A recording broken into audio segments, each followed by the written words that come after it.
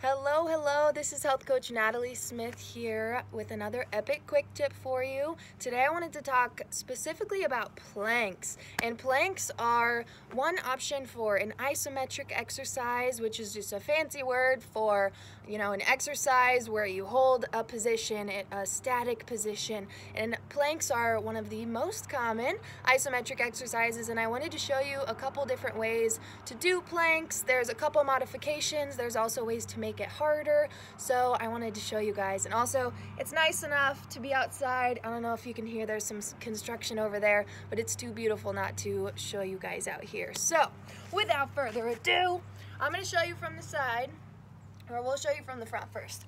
So you can either be on your feet or you can go on your knees. The knees are a bit easier. You can also be on your hands, or we can be down on our elbows. So there's a couple different ways there. Again, elbows are going to be a little bit harder. You can go up on your hands, knees, up on your toes. I'm going to show you from the side because form is really important with a plank.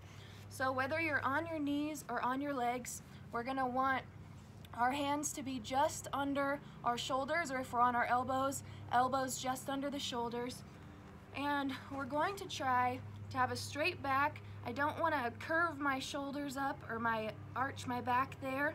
So I'm gonna dip my shoulders a little bit. And again, we don't want our butts to be all the way in the air or dipping down. So when we're up here, again, try not to have your shoulders up too much. You want your neck to be straight along with the rest of your body. So find a point, a little farther in front of you to kind of stare at, again, so your neck isn't too far up or too far down. So we're gonna hold her here. Again, I'm on my feet right now, but I could be on my knees if I want as well. And again, just keeping that back straight, engaging the core, just keeping strong in that position there. And that's one way.